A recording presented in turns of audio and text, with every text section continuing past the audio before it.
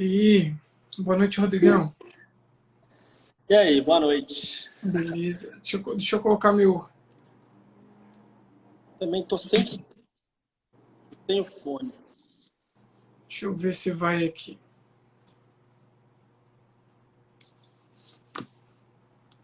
Beleza. Rogério deve estar chegando. Eu vou tirar e colocar de novo aqui o fone. Pera aí.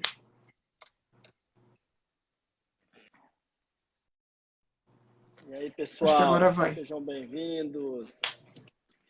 Toda segunda-feira, 8h08, hein, pessoal? Horário marcado aí com vocês. Ah, o Rogério aí, ó. Ah, entrou. Beleza. Rogério, eu te enviei o convite. Ah, tá. Agora apareceu aqui para mim, novamente. Beleza. Aí o Fuco. Boa noite, pessoal. Aí. Olá! Beleza. Que isso, hein? Veio com aquela. Pô, eu vim, você falou que vinha, como eu tinha blusa. certeza que você ia regar, eu falei, eu vou então. Porque vocês estão combinando o look entre os dois agora, é isso? É mais ou menos.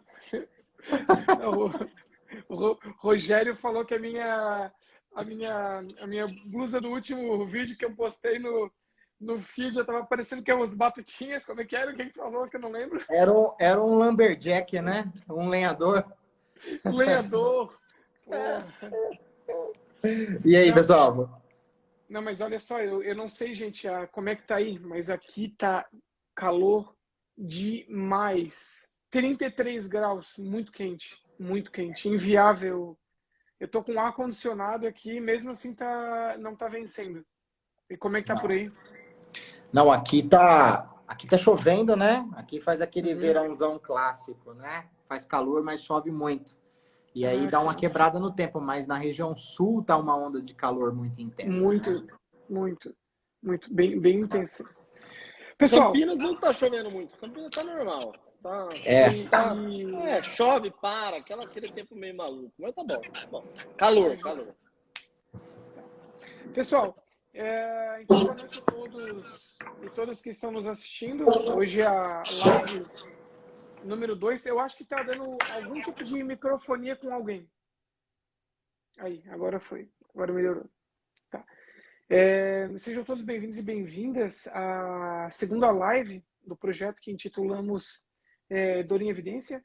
Então, já deixo todos avisados de antemão que essas lives, elas comumente ficam salvas. A gente vai tentar desenvolver aí uma exposição gradativa ao conhecimento. Então, unimos 3 profissionais que estudam dor e que falam a mesma língua, né, com expressões distintas, com sotaques diferentes. Mas nós falamos a mesma língua, né, uma língua do conhecimento moderno sobre dor. Então, a última aula, o vício, né? Na última live, nós conversamos sobre os principais tópicos, os principais passos para você iniciar o estudo da dor. E hoje nós estamos já dando um passo além. Então, a gente vai conversar sobre as principais mudanças no estudo da dor ao longo, né, dos últimos anos. Deixando um destaque aqui numa margem de 5 a 6 anos, mas vamos fazer também um pouquinho de uma retrospectiva. Rogério, Rodrigo, algum comentário sobre o assunto, sobre a introdução? Sintam-se à vontade. Microfone, tá mudo. O teu. Queria primeiro dar boa noite para os amigos. Boa noite, galera. O Léo já disse, a nossa ideia aqui desses encontros é aproximar as pessoas do moderno entendimento acerca da dor, mas com uma linguagem entre 3 pessoas que a gente consiga se conectar a todos vocês, né? Então, cada um aqui tem a sua linguagem, a sua leitura científica. Claro que, por estudarmos o mesmo tema, muitos dos nossos entendimentos, quer dizer, a maioria deles, acabam sendo comuns. Só que cada um tem a sua maneira de explicar, de destacar algum ponto. Então, a ideia da gente juntar forças é isso, é para conseguir facilitar para vocês esse entendimento. E quanto mais pessoas pensando e debatendo sobre o mesmo tema, melhor, porque a gente já assistia as lives um do outro, né? Agora, o que a gente faz? Trouxemos para cá os três e ainda deixamos em aberto, né, um espaço aqui, que cabe até 4 pessoas, para justamente trazer outros convidados, puxar quem está assistindo. Nós vamos ter momentos em que as nossas lives vai ser de puxando vocês para vir aqui e debater conosco. Então, essa é a nossa vontade. Nós estamos no mesmo nível, como pessoas, como profissionais e como seres humanos que buscam aprimorar o conhecimento que nunca está fadado. Então, estamos aqui juntos para conseguir entender melhor e ter um raciocínio clínico, quem sabe, minimamente comum sobre o tema.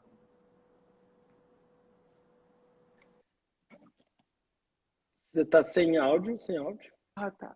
Agora voltou. Eu vou aproveitar, pessoal, a deixa do Leonardo.seg, que fez um comentário muito interessante.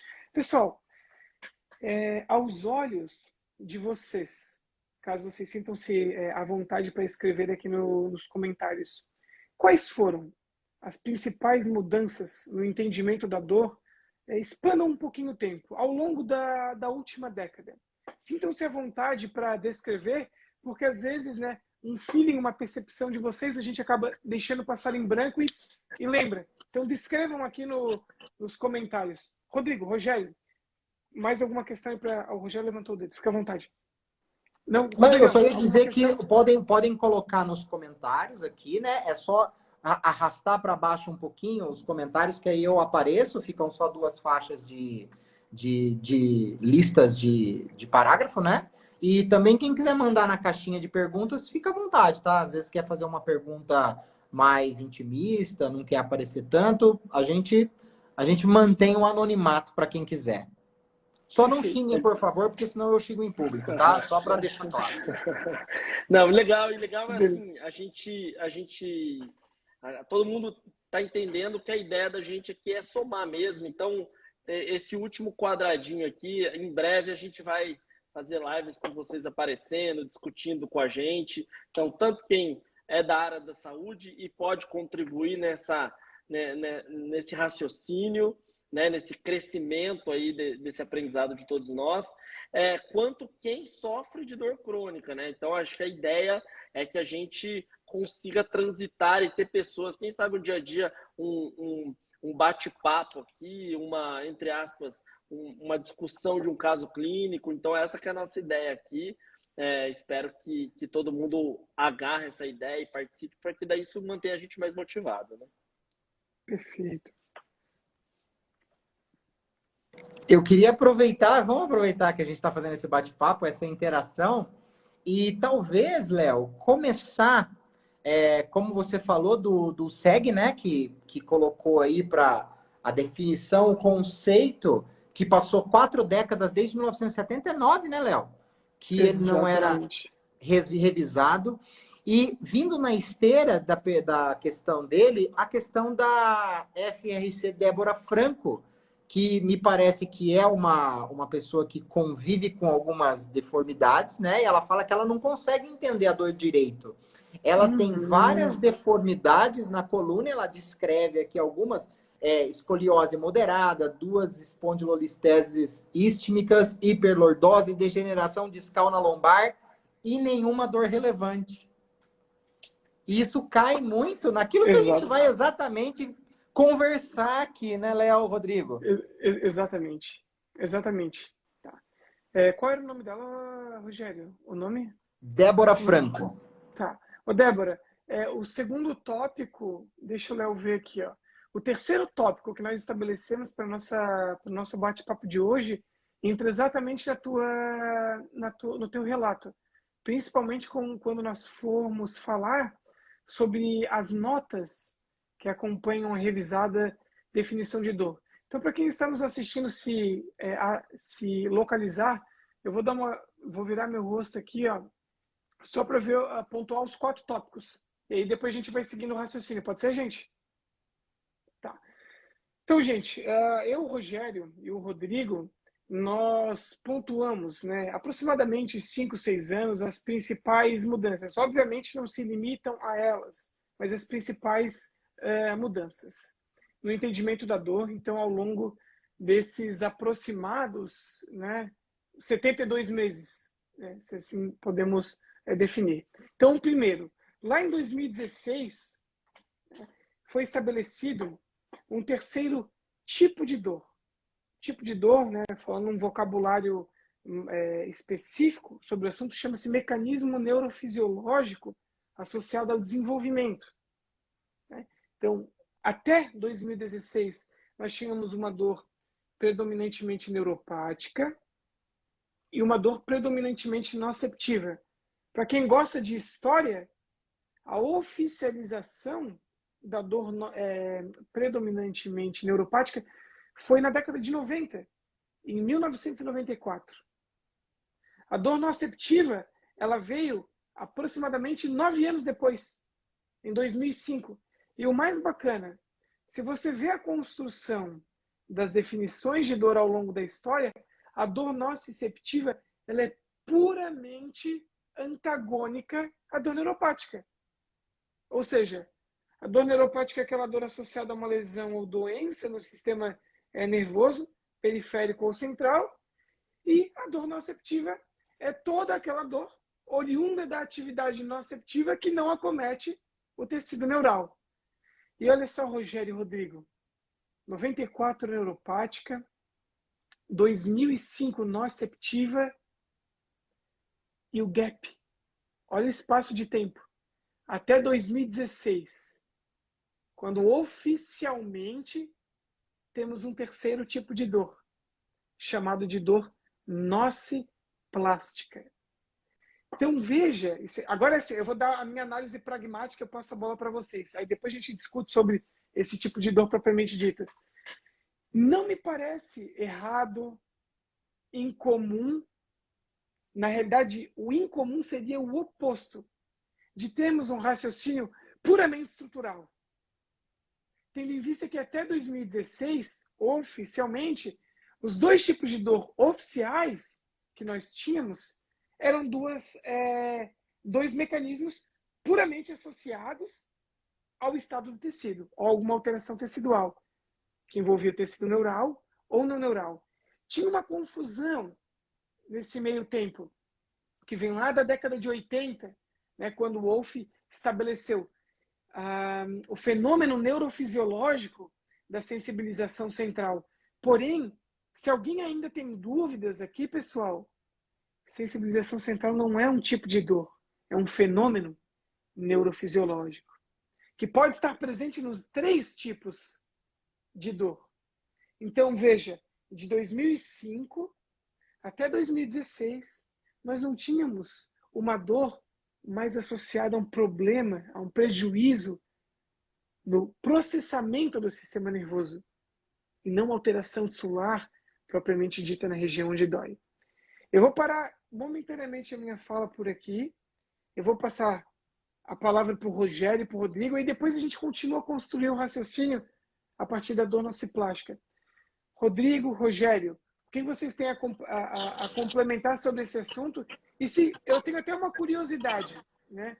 O quão impactante foi para vocês a oficialização de uma dor que não é mais fortemente associada ao estado do tecido onde dói e que sim apresenta associações moderadas, baixas ou até fortes com prejuízo no processamento do sistema nervoso. O quanto isso impactou o seu estudo, a sua prática clínica, a condução dos seus tratamentos e quantos nossos colegas aqui podem se beneficiar estudando essa condução de forma mais aprofundada.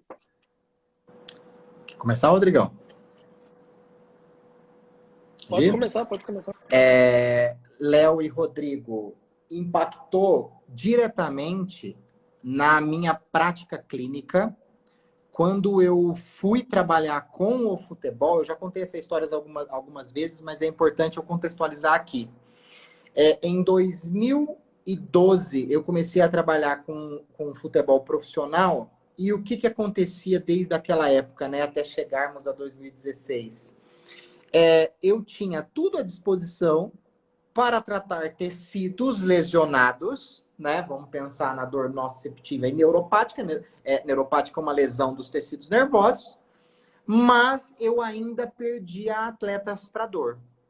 Aqueles atletas que tinham dor que uma hora vem, outra hora não vem, que muitas vezes estava relacionada a traumas, mas o trauma já se resolvia, ou nem relacionado a traumas estavam.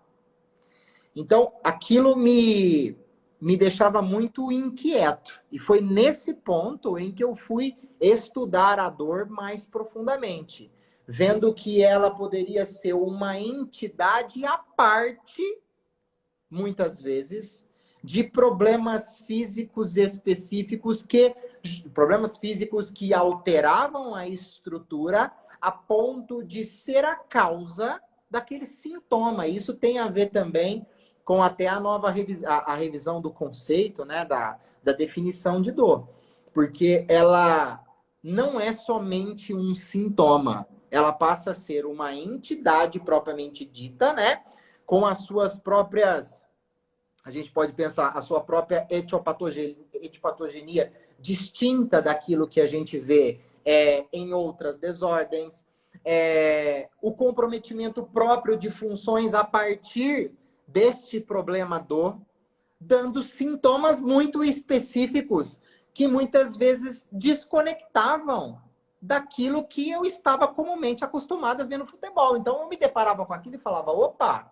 E aí eu ia debater com colegas que a gente tinha... Tem grupos de futebol que a gente participa e, eu também tenho atletas assim. Aqui esse atleta, os caras já escantearam ele porque ele é chinelinho, né? Que a gente fala, ele não quer nada com nada, é melhor ele estar no departamento médico do que ele estar ali sendo terceira opção e nem indo para o campo.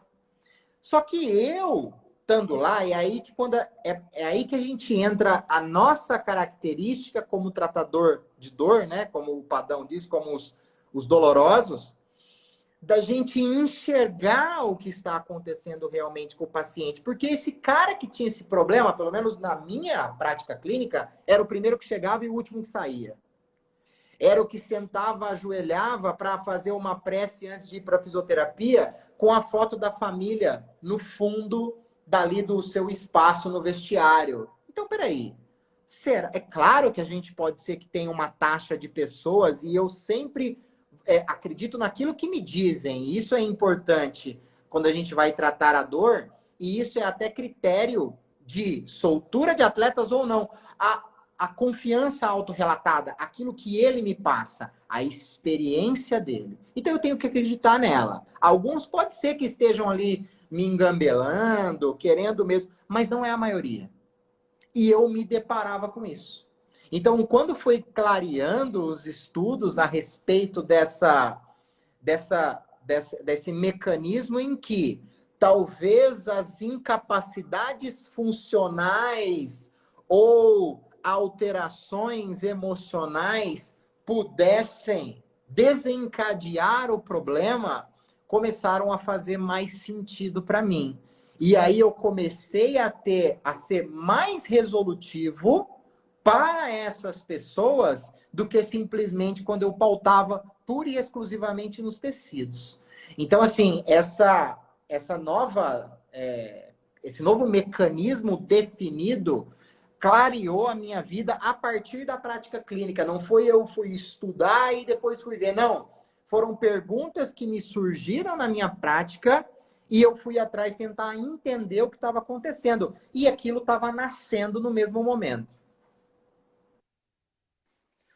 Maravilha. Rodrigo, E eu acho que o meu caminho foi muito parecido, né? Porque a gente também saiu mais ou menos da faculdade, mais ou menos, só que minha área é muito mais coluna, né? E deve ter uma galera aqui que saiu que trabalha ali arduamente com a coluna, e na coluna acontece exatamente a mesma coisa. Porque praticamente todos os cursos que eu fiz na minha vida de coluna, de terapia manual, de exercício, de postural e etc., eles têm uma ação entre você entender o mecanismo de ação muscular, articular, posição. Então, a gente foi criado na fisioterapia de uma forma para pensarmos de forma biomecânica, né? Só que essa história, quando você fala assim, puta, essa semana eu atendi um paciente assim, ele voltou depois de um mês. Agora, o cara não conseguia mais carregar a filha dele. Então, assim, pô, 4 anos. Então, você vai falar que, putz, o cara não quer isso. Ele passou um Natal sem segurar a filha de 4 anos no colo. A gente tem filho pequeno, né? E a história do cara é exatamente essa. E aí o ciclo se repete, né? Como nós, fisioterapeutas, vamos potencializando a ideia do paciente no qual, poxa, então nós precisamos reforçar essa musculatura. Poxa, nós precisamos fazer um ajuste articular. Nós precisamos liberar esse tecido. Nós precisamos soltar essa face. Então a gente só tem raciocínios biomecânicos. A partir do momento que a gente para de pensar na estrutura, né? E essa foi, acho que, para mim, assim, acho que foi a maior mudança, assim, o maior disparado, assim, na minha cabeça, pelo menos, em tentar olhar a dor de uma maneira multifatorial e o indivíduo de uma maneira mais complexa, porém sem pensar em... Porque, assim, existe um abismo entre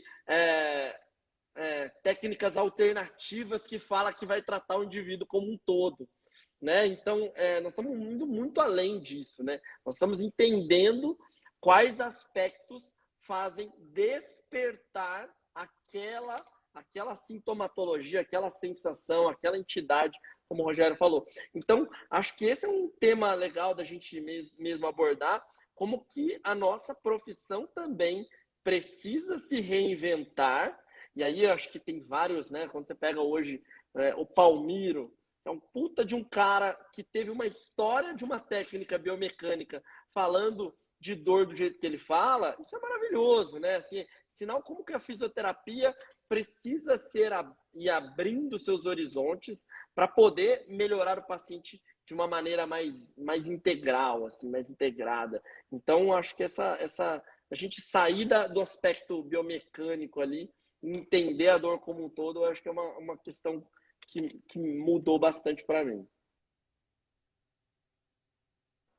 Pessoal, então eu vou conduzir da seguinte forma. Eu introduzo o tema, vocês tecem as suas reflexões, eu vou fazer um fechamento para partir para o próximo, pode ser? Tá. Pessoal, então foi o seguinte, esse primeiro tópico que nós abordamos foi a primeira questão que julgamos ser uma mudança relevante sobre dor ao longo dos últimos 5 anos e meio, 6. Então é um paper, né, publicado no PEN, estou com ele aberto aqui, foi no ano de 2016, né, que chama-se Precisamos de um terceiro mecanismo de dor, né, e que aí vem a oficialização do termo ou do vocábulo dor nociplástica. A etimologia da palavra noce vem de nocicepção, plástico, de plasticidade. Então, nociplástico, plasticidade mal adaptativa ao longo do sistema nervoso. Qual parte? Qualquer uma. Seja sistema nervoso periférico, central a nível segmentar, medular ou suprassegmentar, tronco cerebral, regiões região cortical e subcortical. Olha que bacana. Puxando um pouco do raciocínio do Rogério e do Rodrigo, né? Eu estou aberto aqui a definição literal de dor nociplástica. Isso é uma dica que, infelizmente, vocês não encontram em livros e ainda em artigos científicos. É uma questão de interpretação. Eu acredito que a médio e longo prazo virá à tona. Prestem atenção no que eu vou lhes falar. Definição de dor nociplástica. Prestem atenção até a primeira vírgula, tá? Dor em decorrência de alterações na nocicepção, apesar da ausência de evidência de dano tecidual real ou potencial, causando a ativação de nociceptores periféricos. Ponto. Isso aqui chama-se dor nociplástica verdadeira. Não há nenhuma lesão ou evento prévio detectável, porém há atividade nociceptiva. Ok? Agora vem o depois do ou, que é uma outra subcategoria de dor nociplástica, que diz causando a ativação de nociceptores periféricos ou de evidência de doença ou lesão do sistema somatosensorial causando dor.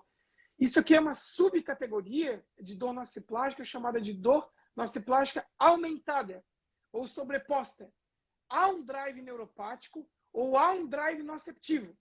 porém a dor é desproporcional ao estado do tecido onde dói. O que nós queremos dizer? Existe nocepção fruto de uma condição neuropática ou noceptiva, todavia esse paciente apresenta uma condição crônica desproporcional ao estado do tecido, relata hipersensibilidade, visão, audição, cheiro, paladar ou somestésica, tátil, né? Alodinia ou hiperogesia, e você, clínico da dor, independentemente da sua formação, consegue provocar na clínica esses fenômenos neurofisiológicos. Alodinia, hiperalgesia, wind-up, somação temporal, e avaliar se esse controle inibitório nocivo difuso, se essa farmácia endógena está funcionando ou não. Tá? Isso já é um tópico que a gente vai abordar mais na frente. Então, olha como é impactante, porque como o Rogério e o Rodrigo falaram, se não há um dano no estado do tecido onde dói, uma alteração tissular detectável, faz sentido ficar só fazendo terapia manual naquela região? Só movendo aquela região? Fazer bloqueio naquela região? Operar aquela região? Tomar um fármaco com uma ação específica para aquela região? Talvez não. Você não nega a região onde dói, mas considera outros aspectos e também o sistema nervoso. Tá, gente? Então, aos nossos olhos, né, essa é uma das mudanças impactantes ao longo dos últimos 5 anos e meio, 6 anos. A inserção do novo tipo de dor chamado nociplástica. Pessoal, algum complemento ou eu posso introduzir o próximo tema e vocês tecem os seus comentários? Deixa eu só fazer uma provocação para vocês. Será que isso antigamente era o que a gente falava assim, meu, isso aí é a dor da cabeça da pessoa, né? Tipo, antigamente, bem antigamente mesmo. O que vocês acham? Você acha que aquela pessoa, cara, eu tô ficando maluco aqui, porque eu não tenho nada, ó, a minha dor eu nem sei de onde vem. Vocês acham que antigamente o conhecimento, essas pessoas que assim, tinham até um estágio meio que psíquico, de dor muito, muito grave, será que foi descoberto? Fica à vontade, Rogério. Rogério, comenta, depois eu dou a minha visão sobre isso. O que eu gosto de falar para os meus pacientes e para quem me vê pessoalmente. Eu acho muito delicado a gente reduzir, até como na tentativa de facilitar a explicação, e isso é muito comum, porque não há má intenção nisso. Eu só penso que talvez a gente precisa refletir melhor a maneira como a gente fala. Em que sentido? Em eu dizer que a dor do meu paciente tem um cunho psicológico. Por quê? Porque é o seguinte, se eu pensar no psicológico, psico tem a ver com o quê? Pensamentos. Se eu reduzir a dor do meu paciente apenas eu não encontrei nada nos tecidos que justifique aquela lesão, isso não quer dizer que não houve algum dano tissular, que talvez já tenha se resolvido, mas que hoje predomina os fatores psicossociais. Mas por que eu não gosto, talvez, de conversar com o meu paciente dizendo que talvez isso esteja na cabeça dele? Por quê? Porque se eu reduzir ao psicológico a questão de pensamentos, isso pode trazer a impressão para o meu paciente de que basta ele virar uma chave, né? E que a dor se resolve.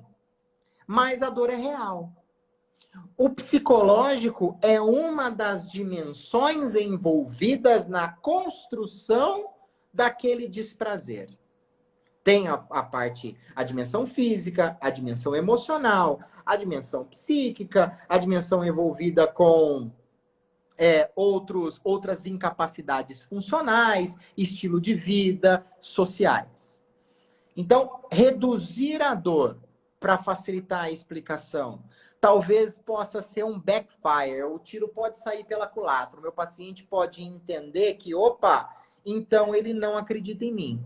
Eu prefiro, com o meu paciente, falar para ele que existe um contexto envolvido. Um contexto interno, que envolve os pensamentos, que envolve as emoções exacerbadas no momento do reconhecimento, do processamento daquilo que está acontecendo. Ao mesmo tempo em que eu desço uma resposta, uma emoção emerge. A emoção já estava latente naquele momento em que o problema ocorre, só que a emoção emerge junto com a resposta e ela auxilia no gerenciamento da intensidade daquele desprazer percebido. Por isso que eu sempre falo que o fisioterapeuta também é um gestor emocional.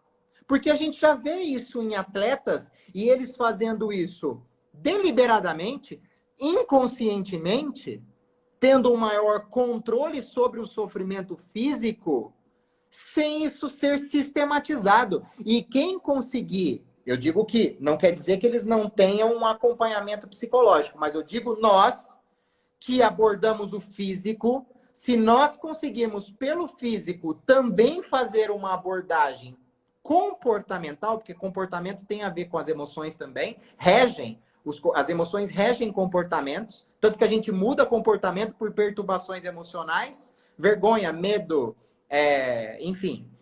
Se nós conseguirmos sistematizar essa gestão comportamental e emocional, a gente começa a dar um tratamento para esse paciente que sofre fisicamente um pouco mais amplo. Então, eu gosto de conversar com o meu paciente de que ele tem um contexto interno envolvido e um contexto que se relaciona com o externo, com o ambiente que ele está envolvido. Então, eu prefiro explicar para o meu paciente dessa forma do que fazer essa redução para uma desordem psicológica puramente. Diga, Léo. Só vou fazer uma citação da @Borba Pilar, que ela escreveu aqui, ó, pra gente. Já ouvi muitos profissionais dizendo, é da sua cabeça, se esforce. Ela acabou de escrever aqui pra gente, então, só para assim, contextualizar o que você está dizendo. Pessoal,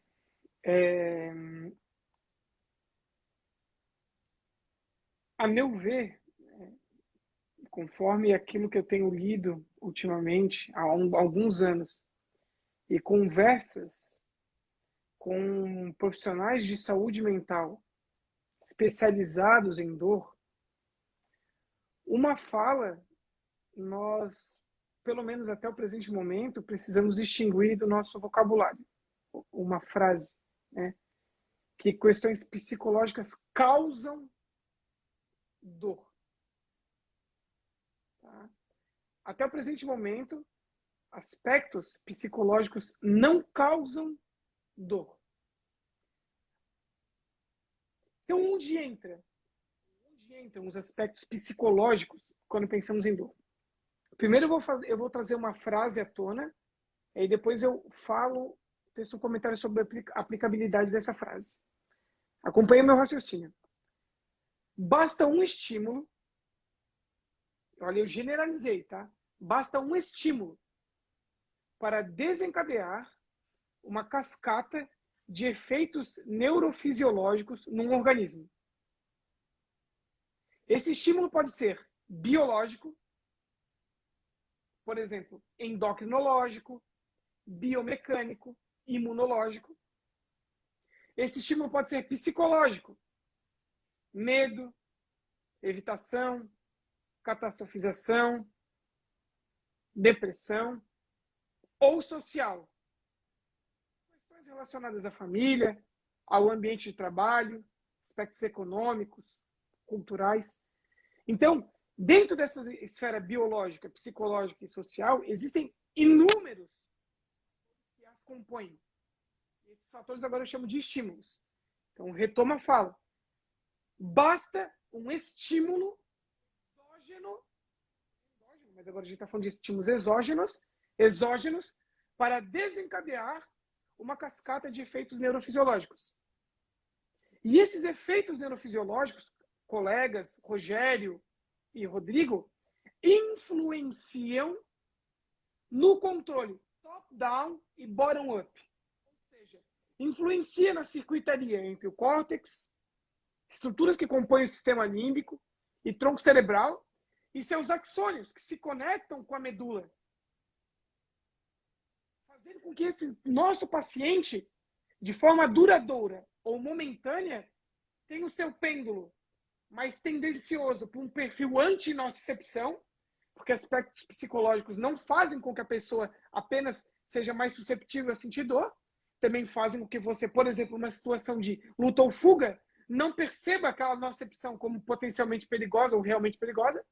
Então você pode estar no perfil antinociceptivo ou pró-nociceptivo, respectivamente, menos ou mais susceptível a sentir dor. E aí, o Rogério citou com maestria. Aspectos psicológicos auxiliam no trânsito de dor aguda, de uma dor aguda para tornar-se crônica, ou seja, é um fator que auxilia a uma dor transitar de uma condição aguda, temporalmente falando, para uma condição crônica, ajuda a dor a ser modulada para mais ou menos em intensidade, modulada para mais ou menos em sofrimento, modulada para mais ou menos em incapacidade, para ter uma reagudização, a palavra mais adequada, um escape, um flare-up de dor. Pô, estava indo bem. Aí o cara fez uma análise, lá o paciente do Rogério, do Rodrigo. Poxa, eu não me mexi do jeito que eu achava que poderia decorrer num dano. Eu estou com uma demanda e com uma exposição à atividade dentro do usual. Por que eu senti dor? Talvez isso possa ter sido um fator que deu um flare-up, ajudou. Ou uma outra questão, ajuda no espalhamento da dor ao longo do corpo, porque envolve componentes centrais, não mais locais. Aqui, nesse pequeno contexto que eu dei, a meu ver, e parte desse meu ver é alicerçado pela literatura, reside a real natureza biopsicossocial da dor. Ela não é imaginária, inventada e irreal, não é uma nuvem metafísica que fica ao redor das nossas cabeças, é biomolecular, é molecular, é a nível celular, pessoal. Inclusive, só um último argumento, se vocês conversarem com psicólogos, que são aqueles behavioristas radicais não no sentido de ser extremo, radical de raiz, eles têm esse entendimento de que todo o comportamento o pensamento decorre numa resposta biológica. Então, tudo é biológico, só que a nível molecular, celular. Sem a biologia não existe pensamento. Vamos partir desse princípio, né? E também até na dor aguda existe o componente psicológico ali trabalhando. Quando você tem um início de um trauma, né? Você falou também, né, que esse fator psicológico ajuda nesse espalhamento e que a gente vê muito uma alodínia que vai se esparramando ao longo de um hemicorpo, por exemplo, e a gente vai vendo que a gente está percebendo ali sinais de pró-nocicepção aumentada, né? E que pode ser ali ter sido participativo, esses componentes psicológicos participativo, mas não a gênese ter sido pelas questões psicológicas, né? Como você falou, Léo, sem tirar nem pôr, e Rodrigo, tudo parte da biologia. A biologia, ela altera o pensamento e o pensamento vai ajudar a reger a biologia. Na verdade, a resposta biológica. Perfeito, beleza. Segundo tópico. Segundo tópico. Pulamos 3 anos no tempo e chegamos em 2019. Só que o fato disso ter sido trago à tona em 2019 não significa que foi idealizado. Léo, seu microfone tá dando umas falhadinhas assim, uma subida só para mim, Rogério, com você também. Eu não percebi. Léo. Não? Tá, ok, tá. Beleza. Pessoal, se vocês que estão no chat nos acompanhando, se tiver ruim o meu microfone, vocês avisam, por gentileza, que aí eu desligo, tá? Aí talvez possa ser a bateria que possa estar no fim. Escutei uma musiquinha hoje na academia, posso ter consumido a bateria, tá? Pessoal, então saímos de 2016, fomos para 2019, tá?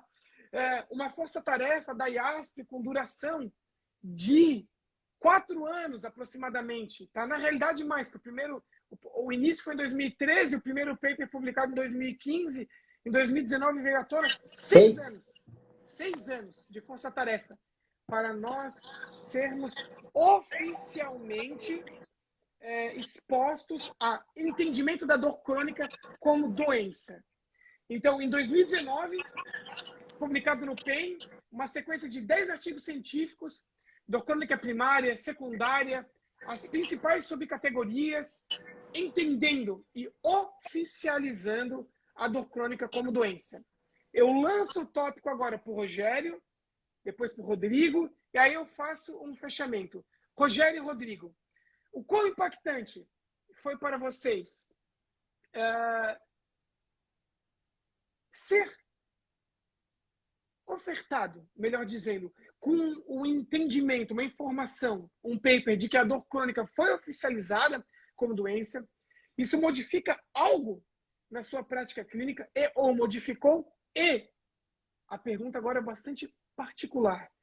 Vocês aceitam realmente a dor crônica como doença ou ainda tem alguma resistência enquanto a isso? A palavra é de vocês, aí eu volto depois para dar a minha visão, né, e o feedback, enfim. Vai, Rogério, vai, Rogério. Bom, Léo, a gente está falando de pela primeira vez os diagnósticos relacionados com a dor crônica serem representados no Código Internacional de Doenças, que é o que é publicado pela Organização Mundial de Saúde, e que 28 anos sem revisão e evoluindo as pesquisas acerca da dor, mostrava que talvez constando a dor crônica como doença, poderia nortear, facilitar os processos de tratamento no sistema, para nós, né? Vamos pensar aqui no Brasil, Sistema Único de Saúde e da rede privada. E como eu disse, essa inserção não foi aleatória, né? Houve também a consulta da IASP para auxiliar nessa força-tarefa que se debruçou sobre o tema para tentar cunhar, juntar, reger as evidências que estavam ali disponíveis e lapidar essa inserção, que depois foi publicada na PEN, né, Léo, em 2019? 2019, né? Então, assim, o que foi importante para mim, como eu já disse lá no início, a classificação como doença, porque ela me passa a dar um norte. Ela me passa a dar um norte além físico que respondia muitas perguntas. Então, é uma chancela. Quando você tem isso, uma coisa aí muito importante é você ter isso publicado. Outra coisa é você ter essas classificações, essas diferenciações, esses entendimentos, agora fazendo parte das rotinas clínicas. E isso é muito importante, porque a partir desse momento, eu acho que é um passo importante para nós enraizarmos ainda mais o modelo biopsicossocial de condução clínica.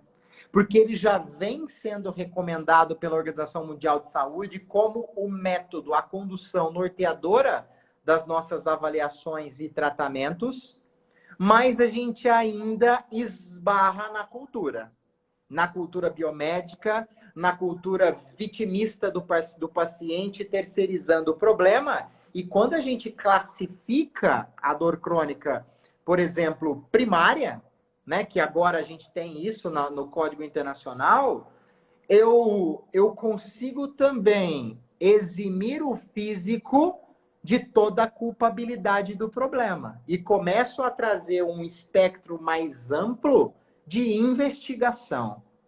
Então, para mim, essa inserção foi fundamental. É igual você ter um questionário que está validado fora do Brasil, mas não está validado em português. Quer dizer, eu já leio sobre ele, aplico ele nos meus pacientes, mas ele ainda não está posto para a minha população. Então, quando isso passa a ser sistematizado, representado no Código Internacional, ele chancela tudo aquilo que nós, que fomos ali, que somos estudiosos na dor, que somos questionador dos problemas do paciente crônico, isso chancela as nossas inquietudes. Foi o que eu vi na minha prática clínica, que a ciência me trouxe e que a prática clínica em si, agora documentada, também utiliza.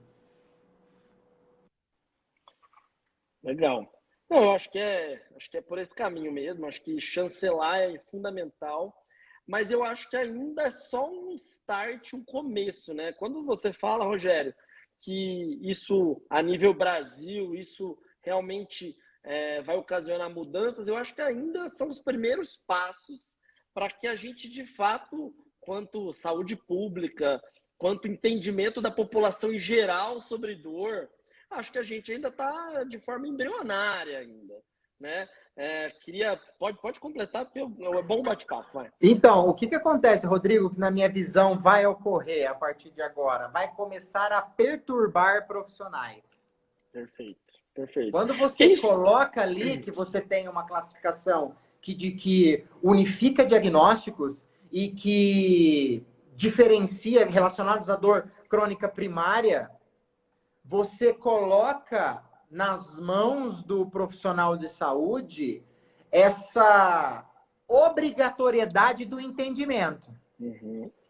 Por quê? Porque claro, ele vai fazer a sua avaliação pela sua técnica, pela sua leitura científica, da maneira em que ele aprendeu. Mas se o paciente não responde àquilo que antigamente poderia passar batido, opa, a classificação coloca ali agora no leito dos profissionais de saúde, aonde eles vão consultar. Eu recebo o paciente só com o CID, muitas vezes. Uhum. Né? Não vem mais nenhuma descrição. E para mim está excelente, deixa tudo na minha mão.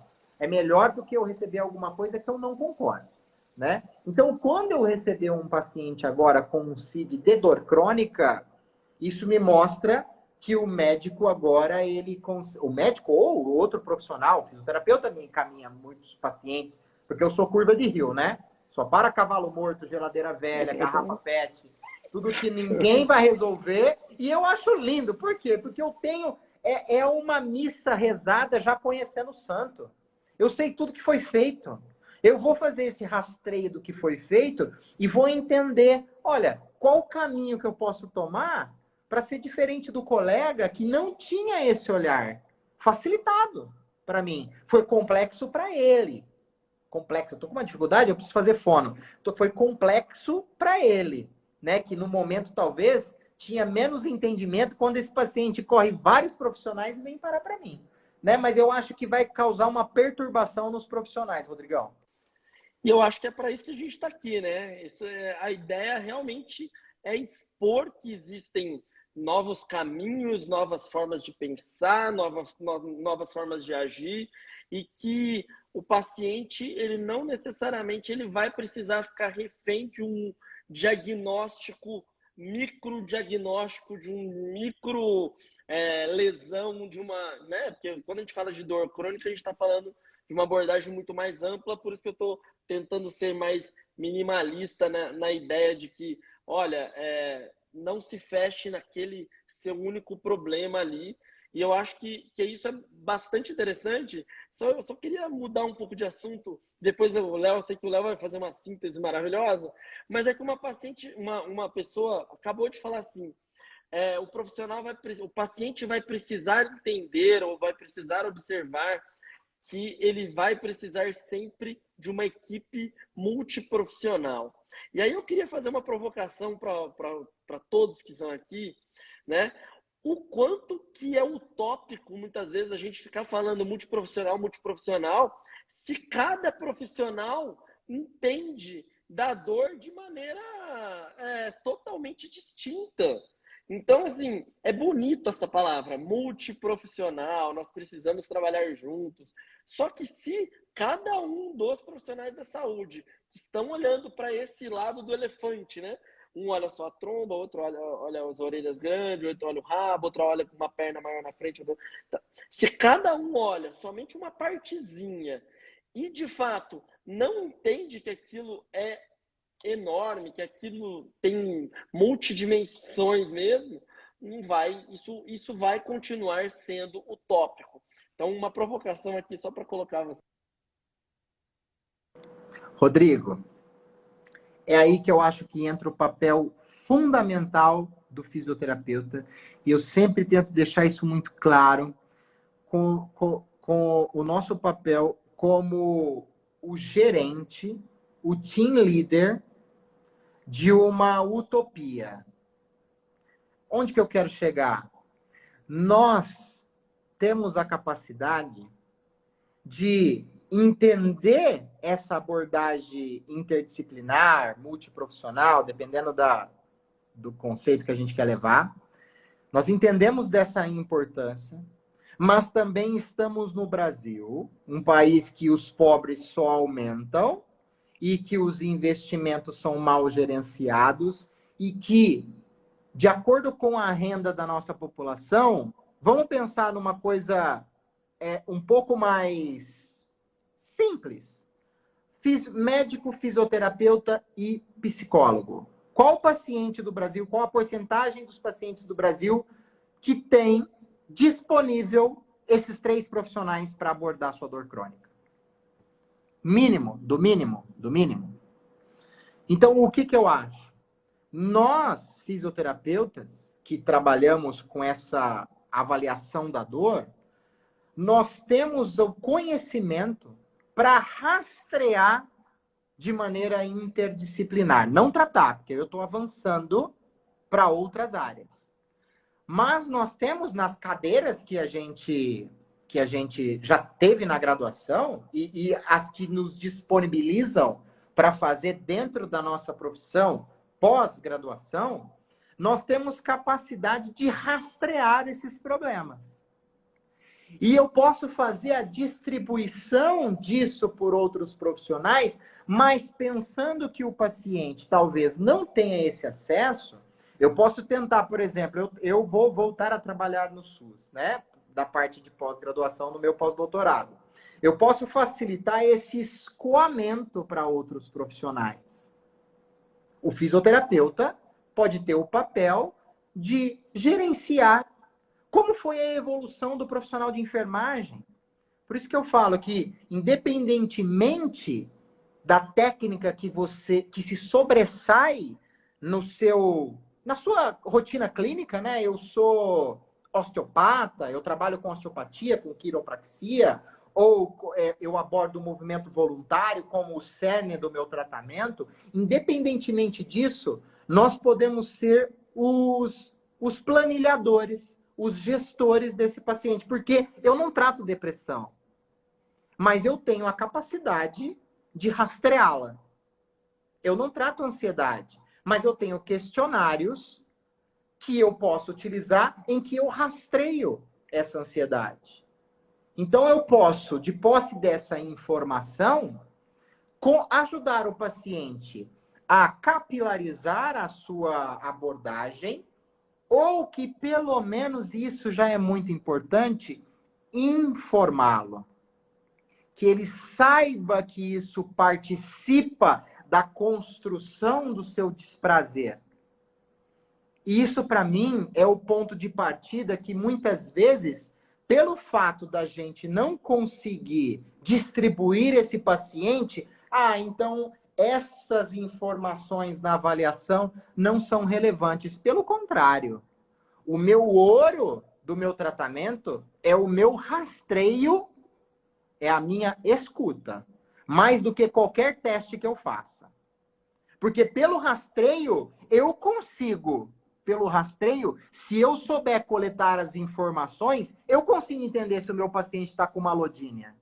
Eu consigo entender fenômenos neurofisiológicos que estão alterados. Se ele me disser que ele tem uma dor numa certa região, se ele me disser que talvez o banho começou a ser menos prazeroso, quando ele veste uma roupa pesada, eu consigo entender se ele está com uma sucessão de pensamentos repetitivos ou se ele está preso ao passado. Eu não vou tratar da depressão dele, mas eu consigo entregar para ele talvez algo que possa encorajá-lo a ir atrás. Eu não diagnostiquei ele com depressão, mas eu levantei talvez um ponto que, de posse dessa informação multidimensional e de mecanismos de rastreio, eu consigo entregar para ele isso. Então é utópico a gente pensar nessa abordagem. E o Arthur Padão, o professor Padão, fala muito disso, né? É utópico isso mesmo. É difícil. Que serviço fora do Brasil que também trabalha assim? A gente não vê isso esparramado. Mas aí é uma leitura científica muito pessoal, quando a gente vai trabalhar quando a gente vai entender a educação em neurociência, no geral, não só na dor, um dos tripés que ela fala é a interdisciplinaridade. Então, essa interdisciplinaridade na educação em neurociência, eu vislumbro trazendo para a dor como? Eu preciso entender o que ocorre com as outras disciplinas, para pelo menos eu entregar isso para o paciente. Porque se é uma desordem, né, multidimensional, eu pelo menos tenho que ter a capacidade de entender essas dimensões e nós temos armas para isso. Diga, Léo. Bastante coisa, né? Eu vou... É uma discussão longa, né, gente? Se a gente entrar nessa questão de abordagens. Uma abordagem biopsicossocial, ela é uma abordagem dentre outras, querendo ou não, né? É um modelo de raciocínio, mesmo que para algumas condições de saúde ela seja fortemente recomendada, porém não seja a mais empregue. Eu vou dar só 2 ressalvas sobre esse assunto depois para a gente fazer a síntese da inserção da dor crônica como doença. Eu anotei aqui as 2 questões. Eu acredito que o tópico seja uma palavra relativamente forte, porque comumente a gente associa a utopia a questões quase que intangíveis, né? É inacessível. Eu, particularmente, acredito que existe uma acessibilidade prejudicada, sim, né, por uma série de fatores que poderíamos discutir por dias, tá? Além da acessibilidade por si só, né?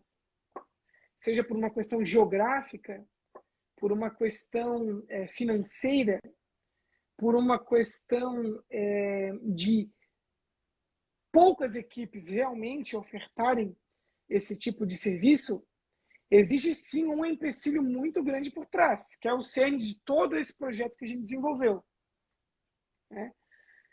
O idioma comum. Comumente, os pacientes que eu encontro, que eu atendo, eles sim estão efetuando tratamentos com múltiplos profissionais que não conversam entre si. E que, se fossem conversar entre si, iriam destoar ou não se entender, porque não falam a mesma língua. Qual é a língua? Ciência da dor. Porque nós todos que estamos aqui temos ciência que dor, né, o fenômeno dor, a doença dor, ou o fenômeno, ou a fisiologia dor, o sinal dor numa condição aguda, ele não se limita a nenhuma profissão, o estudo, né? Então, quando os profissionais falarem a mesma língua, daí sim será um facilitador, tá?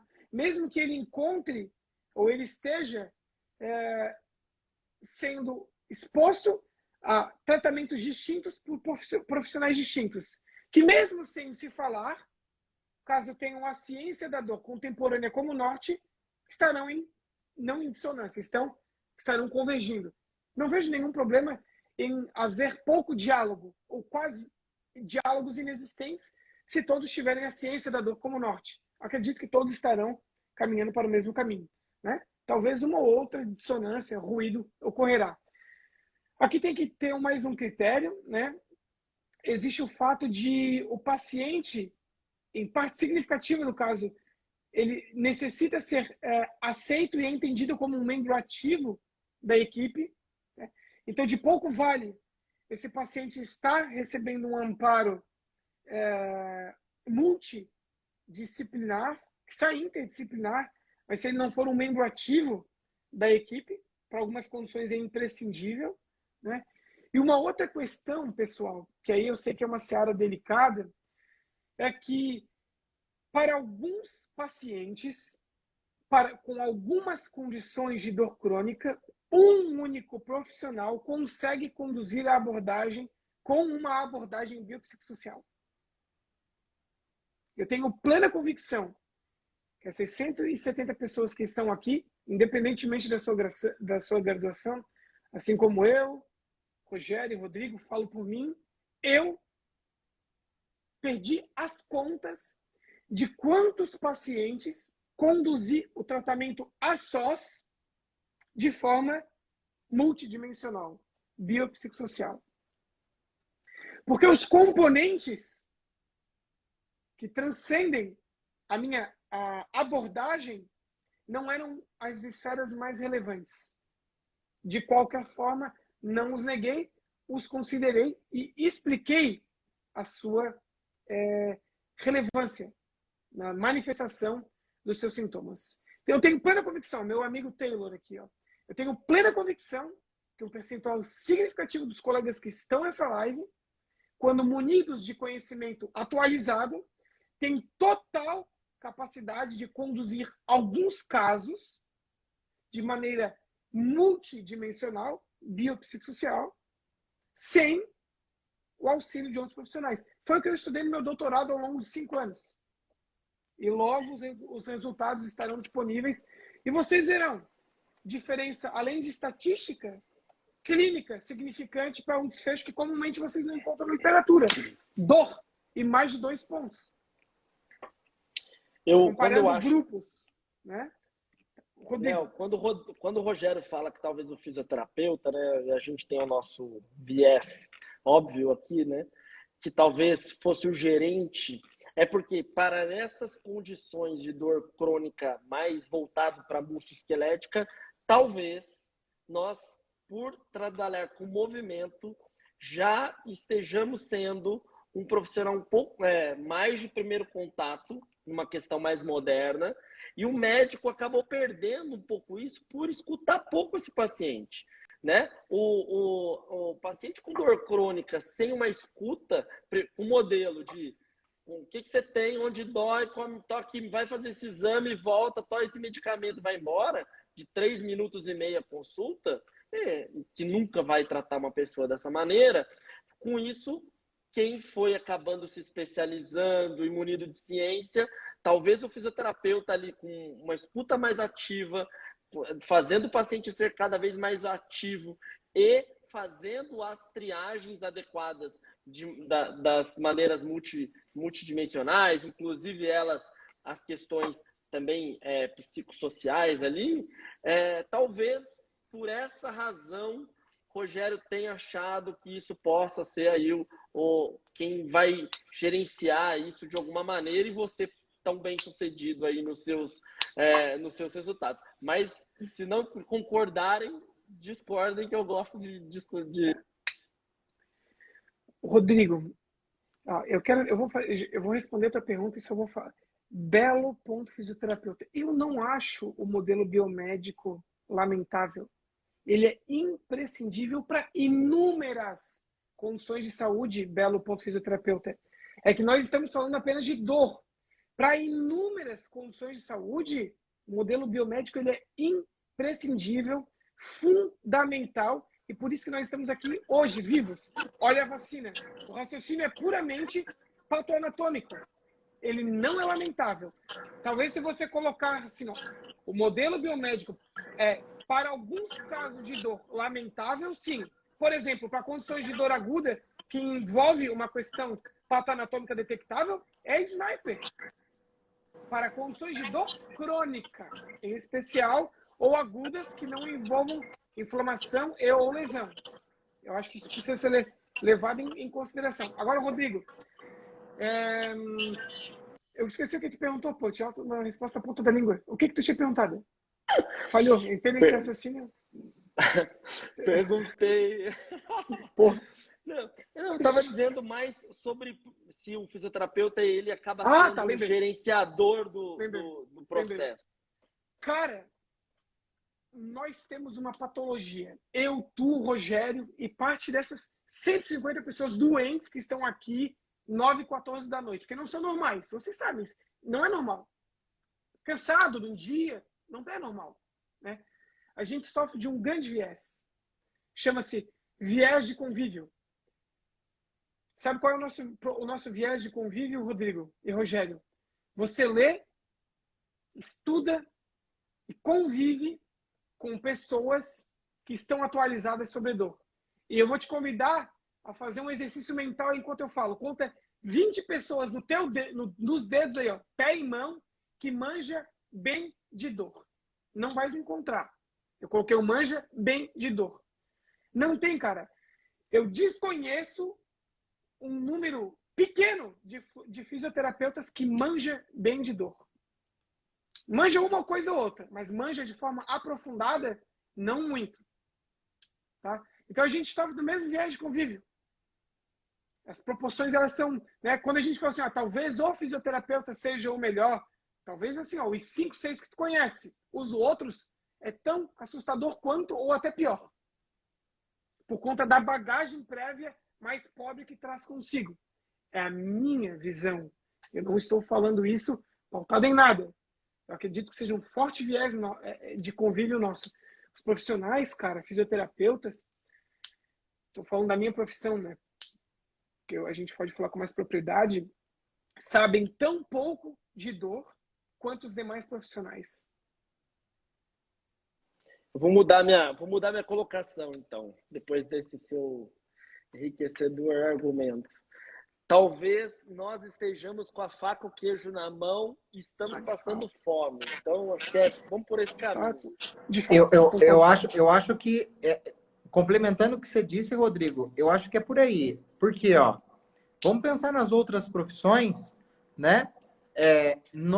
O nosso escopo de trabalho é ver o paciente, talvez, em média, mais de uma vez por semana e mais do que 15, 20 minutos.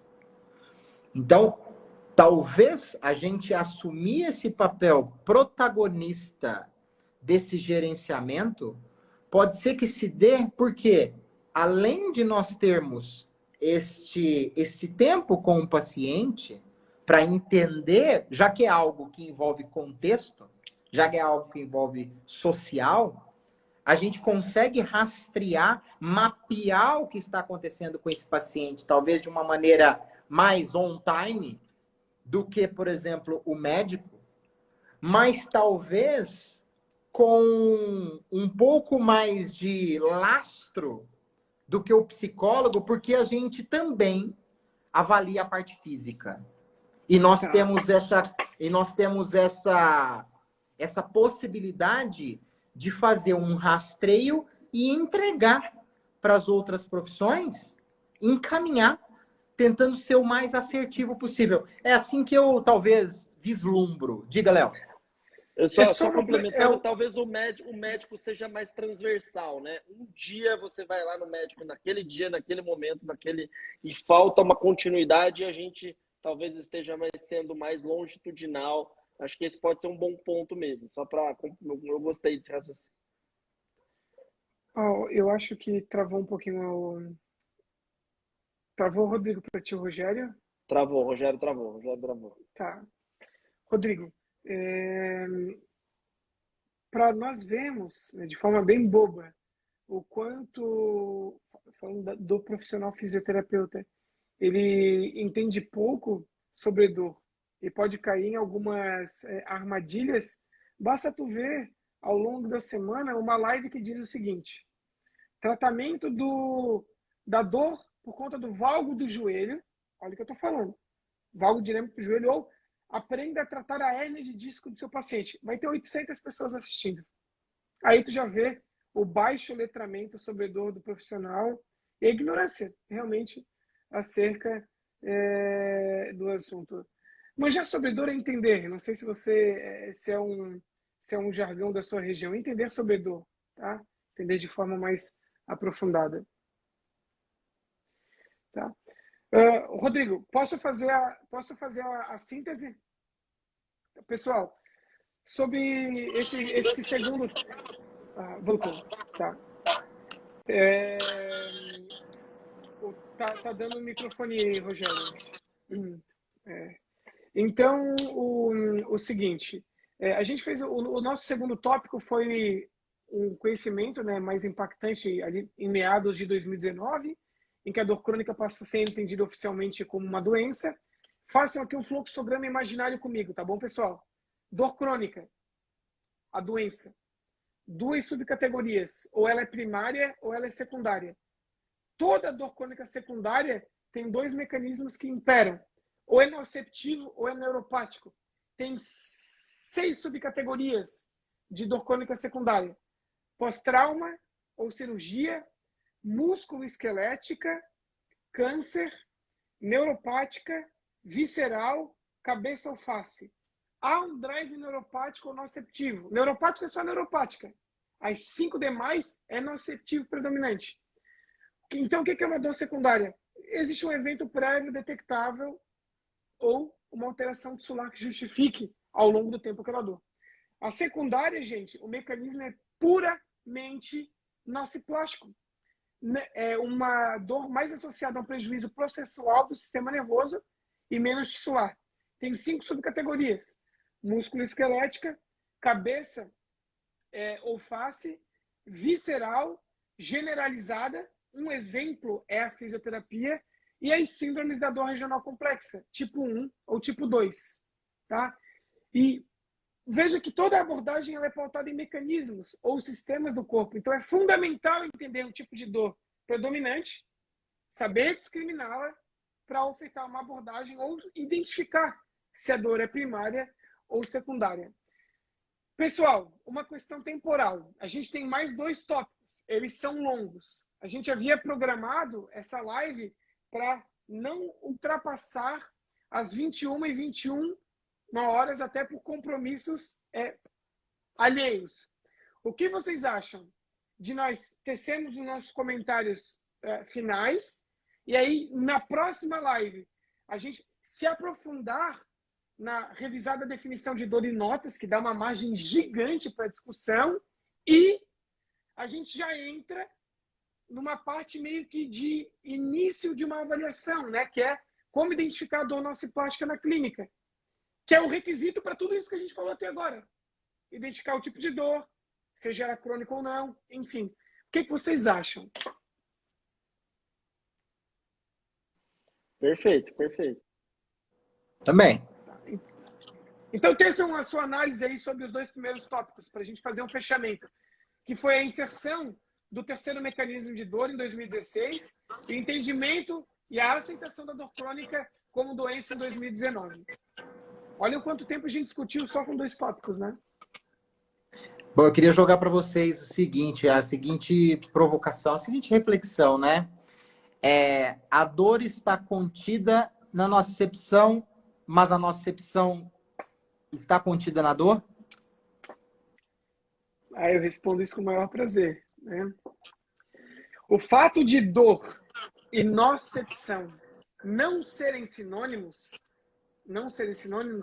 não se traduz no fato de a maioria das dores não apresentarem atividade nociceptiva. Ou seja, dor nociceptiva é a dor mais comum e mais prevalente no nosso dia a dia. Ou seja, a maioria apresentam atividade nociceptiva ou na região onde dói ou atividade das vias nociceptivas ou das grandes vias aferentes, tá? Eu lhes desafio quem está aqui a me citar dor na ausência de nocicepção no seu dia a dia clínico. Acho raro vocês encontrar uma dor nociplástica verdadeira, com alodinia, somação temporal, wind-up, prejuízo na CPM e que não seja uma dor neuropática. Eu acho raro. Quem é que aqui atende todo dia uma síndrome da dor regional complexa do tipo 1? Eu não. Raríssimo. Difícil. Né? É difícil. A maioria das dores, ou são, quando não detectáveis, são dor nociplástica aumentada. Há um drive nociceptivo periférico, químico não inflamatório por conta daquele bracing, daquela rigidez daquela acidez local por conta da atividade muscular. Por isso que o cara relaxa, se mexe e fica bom. 2, 3, 4, 10 anos depois. E eu gosto muito de destacar, Léo, que sempre há um componente físico. De fato. A dor, para mim, a minha definição de dor é um status físico que está debilitado para aquele contexto, somado ao contexto. Rogério, repete a tua fala. O que tu disse? Sempre há um componente físico. Pessoas com dor se movem diferente. Ponto. Já está ali o componente físico. Acabou. E esse mover-se diferente pode ser agudo, fisiológico, imprescindível ou patológico, disfuncional, mal adaptativo, em condições de dor crônica. Eu acho que é a microfonia do Rogério. É a microfonia do Rogério. Tá?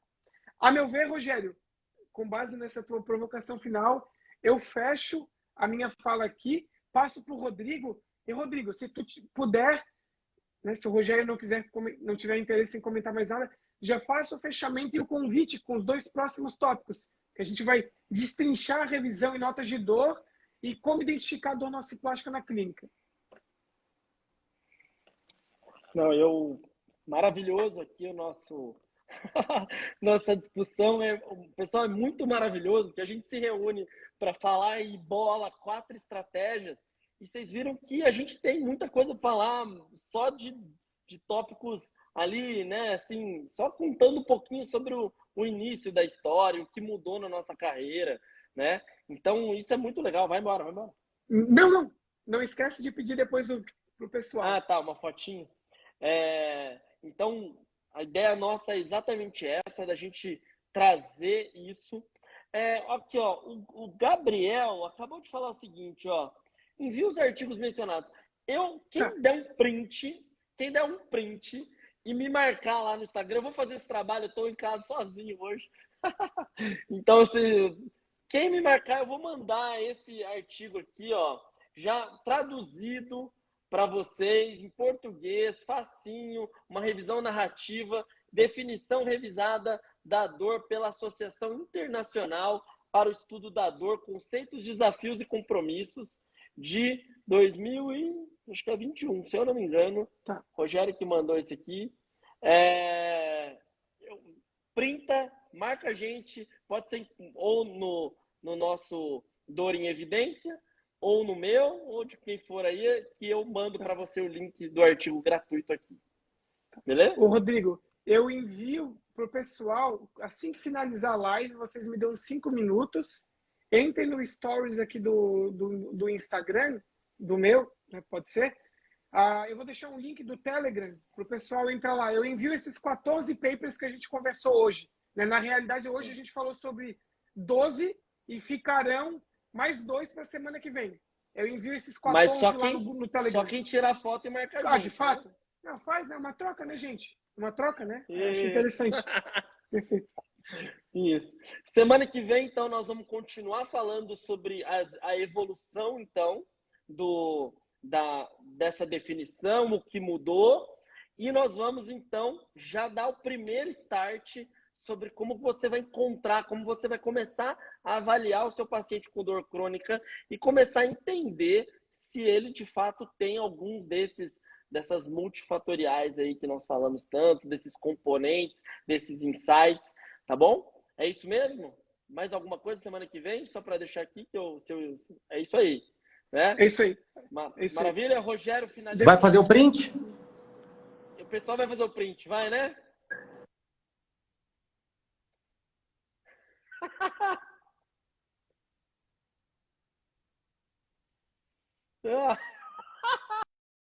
Eu não falo mais. Mas tem que escrever. Tá escrito. Escreveu, tá escrito.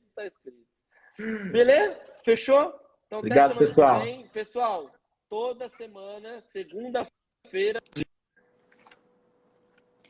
28 e 8 da noite. 8 e 8 da noite. Nos vemos lá.